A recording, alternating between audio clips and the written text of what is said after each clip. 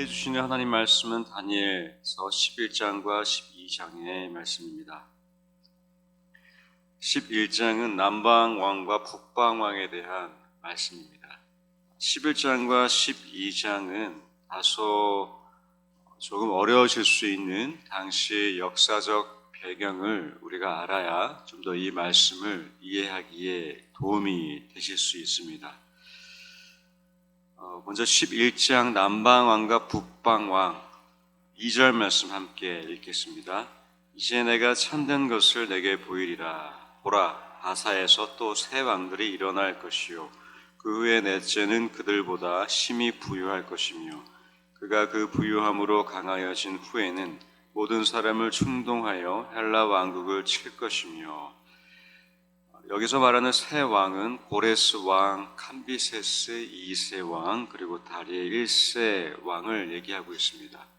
그러니까 다니엘서 11장과 12장은 곧 펼쳐질 이스라엘 백성들을 둘러싼 이웃 강대국들의 싸움과 전쟁과 그리고 유대인들을 향한 핍박, 이것에 대한 하나님의 말씀입니다. 그리고 네 번째 왕은 바로 우리 에스더 성경에 나온 아하수에로 왕을 가리킵니다. 이 아하수에로 왕이 강한 왕이 되어서 이 나머지 세 왕들보다 더 강한 왕이 되었습니다. 그리고 이어서 3절에 장차 한 능력이 있는 왕이 또 일어나서 여러 나라를 정복하는데, 이 왕이 바로 우리가 역사책에 세계사에 잘 알려진 바로 알렉산더 대왕을 가리킵니다. 이 알렉산더 대왕이 정복을 하고 이 헬라 제국을 형성하는데, 그러나 이 헬라 제국은 다시 네 나라로 분열이 됩니다. 그리고 동서남북에 위치한 이 네 나라 중에 바로 남쪽과 북쪽 이 두 나라의 전쟁을 예언하고 있는 내용이 바로 다니엘서 11장이 됩니다. 우리 5절 이후에 보시면 이제 남쪽 나라는 툴레미라는 왕국을 가리키고 있고, 북쪽은 셀류쿠스라는 왕을 가리킵니다.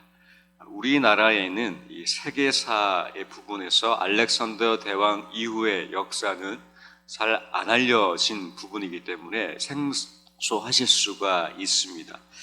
그런데 이스라엘 역사에는 이 툴레미, 셀류쿠스 이 왕국이 중요한 역사를 보여주고 있는데, 왜냐하면 유대인을 핍박했기 때문입니다.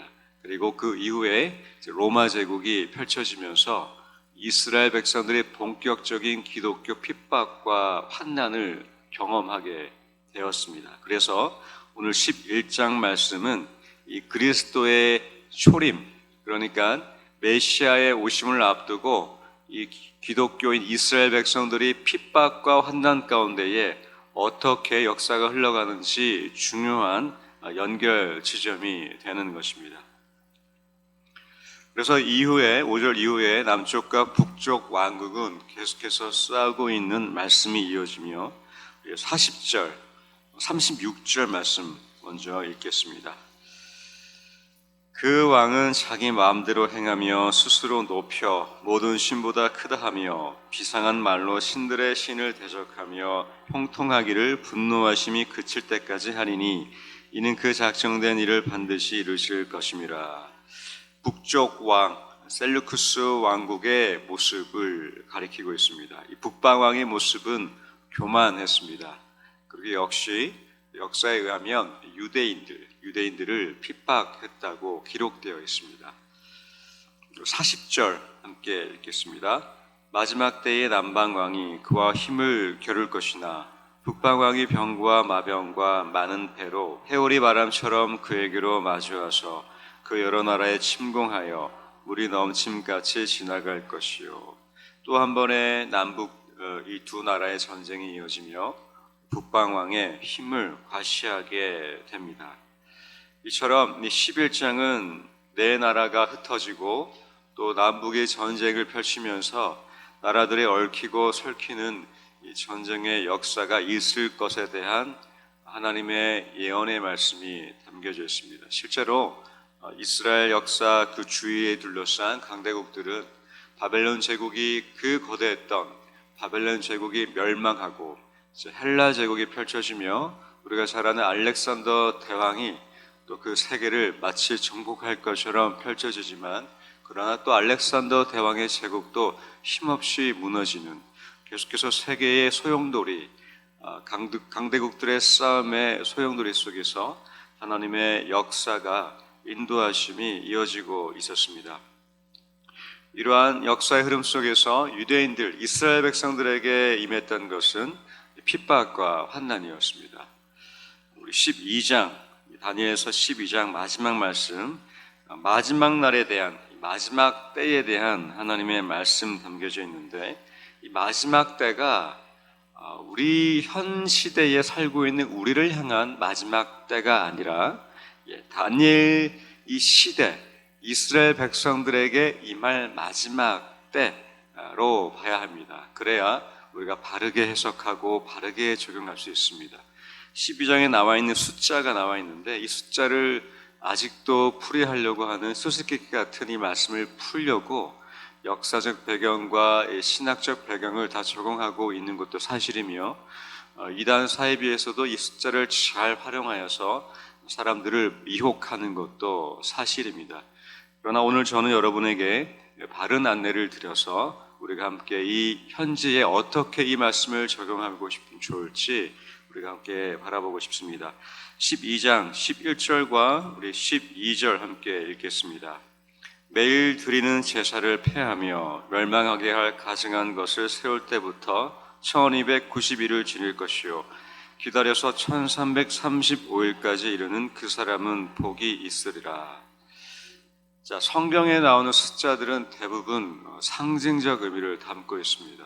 3, 7 완전한 숫자를 의미하기도 하고 예수님의 3년간의 공생애 7일의 창조 12제자 12 이러한 12지파 이러한 부분들은 하나님이 정하신 완전한 숫자를 의미하기도 합니다. 그래서 오늘 우리가 이 11장 11절과 12절에 언급된 숫자는 우선 상징적으로 봐야 하는 것이 맞습니다. 12장의 배경에 등장하는 역사적 배경은 바로 북방왕 셀류쿠스의 왕인 안티오쿠스 에피파네스 4세 이 왕이 예루살렘을 정복했고 유대인들을 통치할 때의 장면입니다. 11절에 나와 있는 이 가증한 것을 세울 때부터 이 말씀은 실제로 이 안티오쿠스 에피파네스 왕은 예루살렘 성전에 제우스 신전을 세웠습니다. 역사적인 기록인데 예루살렘 성전에 제우스 신전을 세웠던 이 가증한 것을 세웠는데 바로 1290일을 지낸다는 말씀. 이것은 약 3년 6개월 7개월의 기간이 되는데 실제로 이 제우스 신전이 세워진 후 3년 6개월 7개월 동안 안티오쿠스가 통치를 했습니다.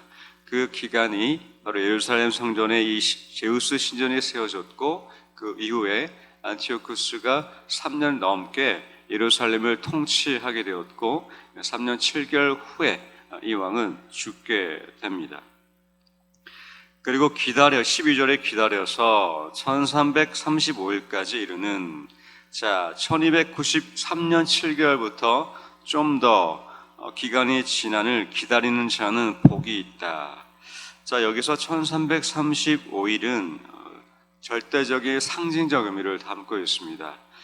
이 숫자는 여러 의미로 해석될 수가 있고 말씀드린 것처럼 이 수수께끼를 풀려고 시도하는 접근하는 분들 학자들도 많이 있습니다.